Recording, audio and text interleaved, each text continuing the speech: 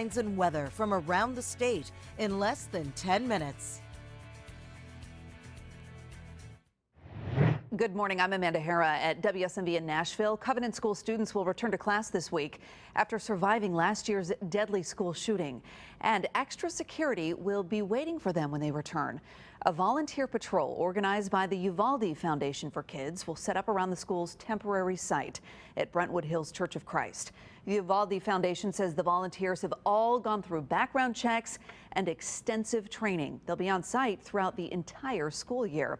And a week from today, Tennessee lawmakers will return to the Capitol for a special session to pass laws focused on public safety. Gun control, of course, expected to come up.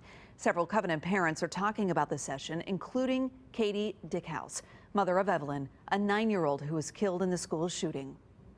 Our lives were forever changed by simply dropping our girls off at school. Beginning August 21st, Tennessee lawmakers will decide whether to pass responsible firearm safety laws that will work towards protecting our children and their right to life.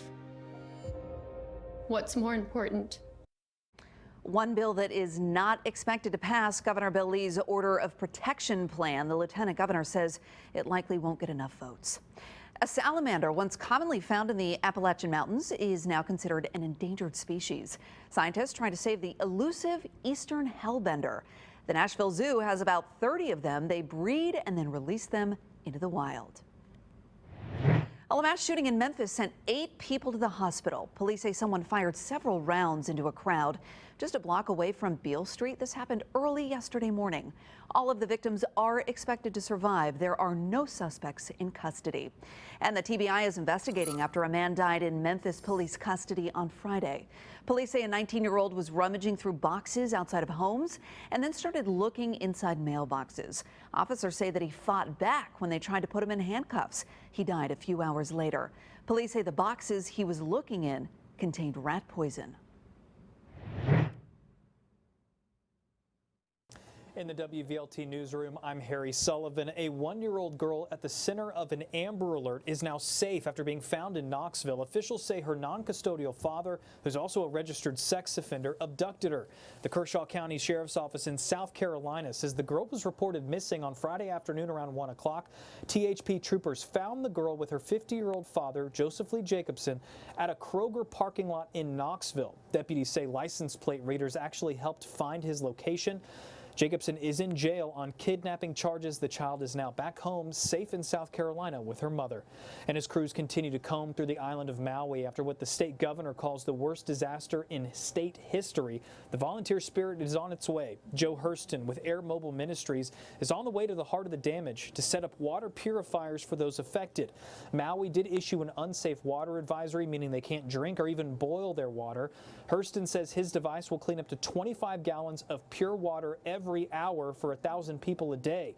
He tells us he almost sat this trip out while he and his wife recover from surgeries, but his wife and his faith pushed him to go. Disasters don't wait. And when we have a tool and a machine, Gwendolyn, that can save lives, it's kind of like I say, woe be unto me if I don't go. And the Lord will say, why didn't you go? I gave you everything you needed. Even brought healing to your knee.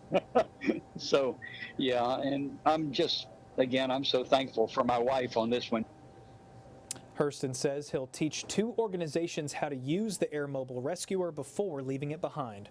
And it is move-in week at the University of Tennessee. Thousands of students from across the country moving back into dorms and apartments near campus in Knoxville. After a record-high freshman class last year, campus leaders struggled to find housing for everyone. Some students were even placed in hotels. The executive director of University Housing says they did learn their lesson. They admitted fewer students this go-round. The university is also leasing some off-campus apartment complexes for more beds. We want as many students as we can, but we also want them to have a good experience. Our applications are through the roof. Students really want to be here. It's a great time to be involved. Right now, UT plans to build 3 new residence halls that would add thousands of new beds by 2026.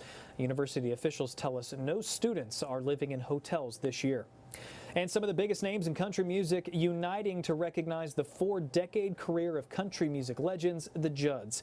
East Tennessee's own Dolly Parton, Jelly Roll, and Blake Shelton are among the stars featured on an album titled A Tribute to the Judds. The album will have 14 tracks with renditions of Naomi and Winona Judge songs scheduled to be released on October 27th. Those are your top stories from East Tennessee this morning. In Knoxville, I'm Harry Sullivan.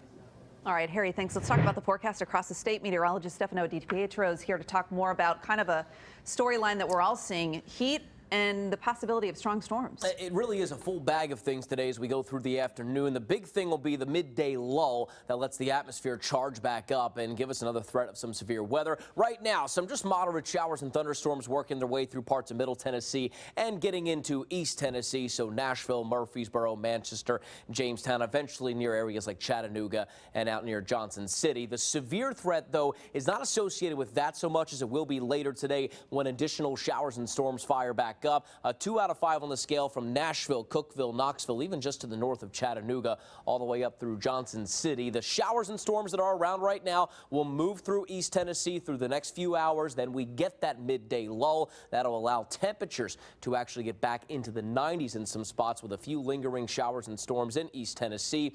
Here's the timeline we're watching the late part of the evening into early tonight along and east of I-65 for those storms to work their way through. Main concerns will be damaging wind gusts, flooding downpours. I can't totally rule out an isolated tornado, Amanda. All right, Stefano, thanks. That's a look at your news and weather across the state. Thanks for joining us for Tennessee in 10.